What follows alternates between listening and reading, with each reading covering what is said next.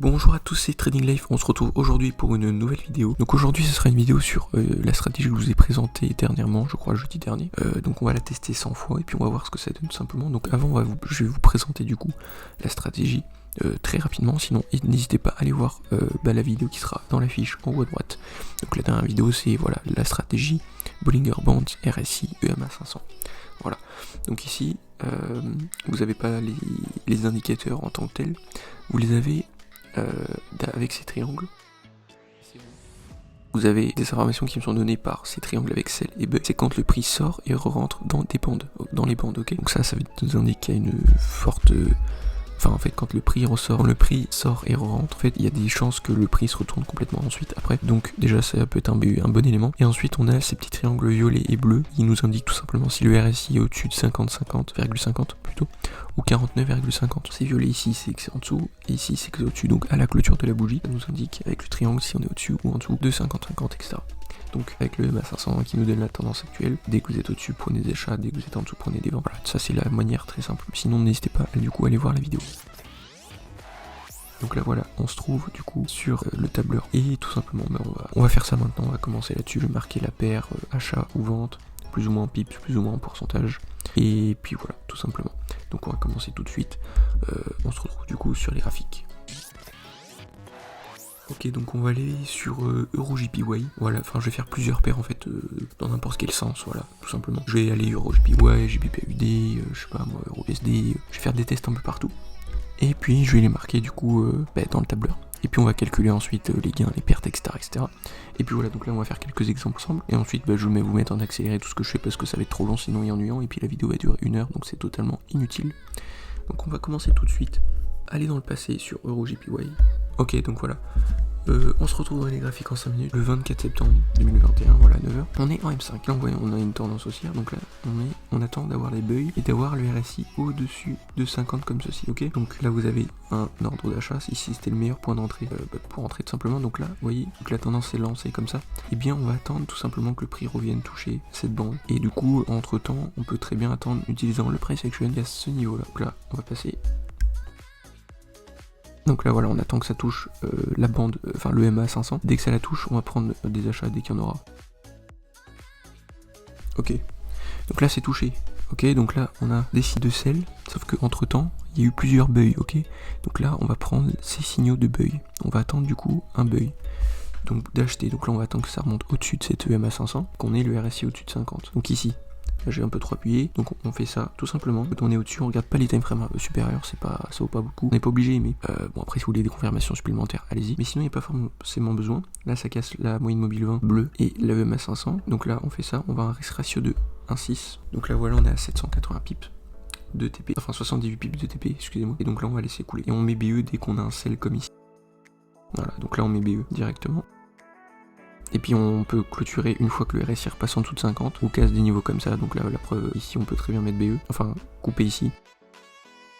Et puis du coup après vous avez d'autres prises de position ici. Et c'est plus risqué parce que le prix peut descendre encore plus bas. Donc c'est pour ça dès que vous êtes là vous mettez BE et vous avez une chance de faire des beaux gains. Là vous voyez vous laissez le trade et puis là il va sûrement aller jusqu'en haut. Donc là vous voyez mes anciens trades ils sont là vous voyez. Donc le prix a été en haut. Voilà. Donc maintenant on va passer à la suite de la vidéo. Je vais vous faire je vais vous faire ça en accéléré. Et puis voilà.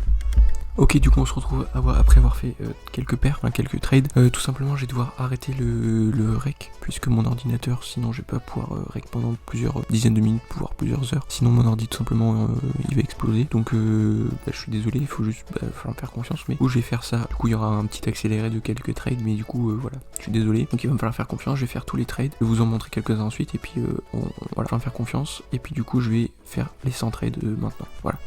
Donc désolé encore, mais du coup, j'aurais pas un accéléré de beaucoup de trades en fait, je suis désolé. Voilà. Ok, donc on se retrouve un peu plus loin dans la vidéo, du coup, j'ai fait quelques trades, du coup là on est au 19ème. Donc voilà les résultats pour l'instant, il y a quelques pertes, quelques gains, enfin plus de gains que de pertes au niveau des pourcentages. Et voilà, donc les pertes en moyenne c'est entre 10 et 15 pips, 20 pips. Les gains c'est voilà 78, 80, 90 pips. Donc voilà, pour l'instant c'est pas mal. Donc voilà, c'est nickel.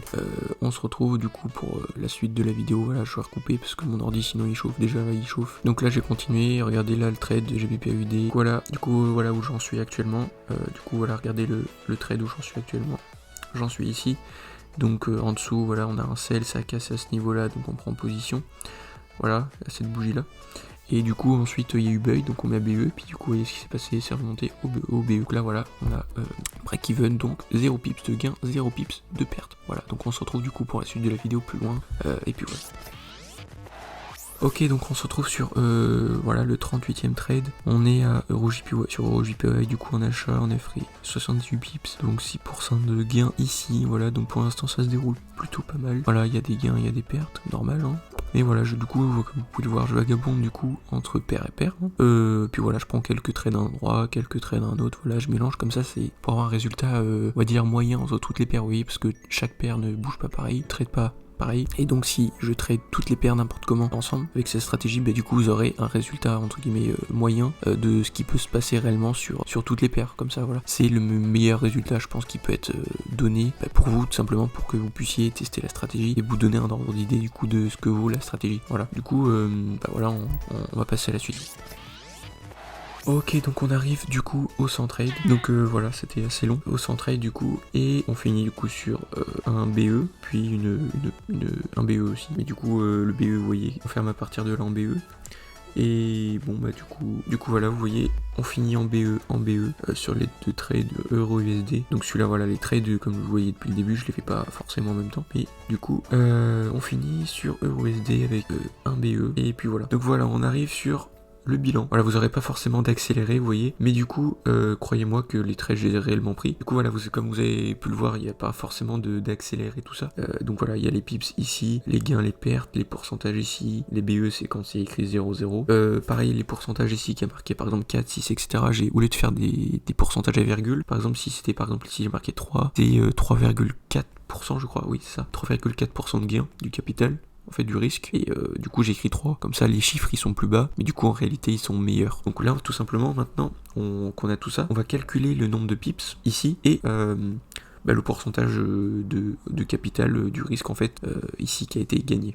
Voilà.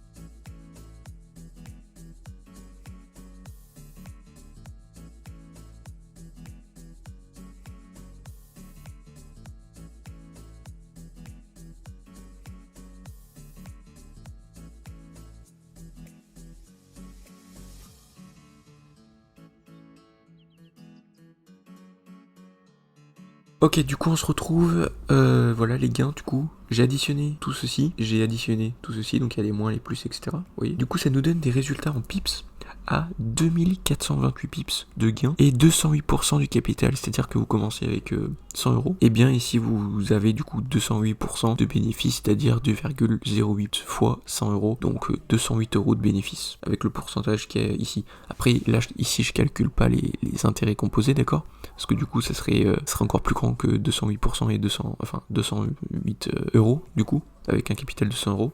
Donc là 208%. Du coup ça serait encore plus grand en réalité les gains en euros.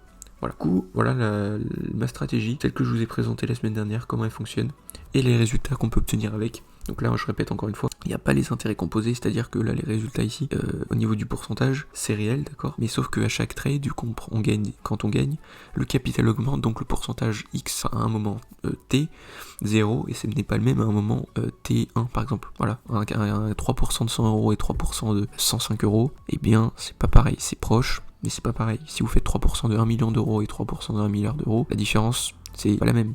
Oui, donc faut vraiment être très précis, et donc c'est pour ça que en réalité les gains seraient encore plus grands que cela.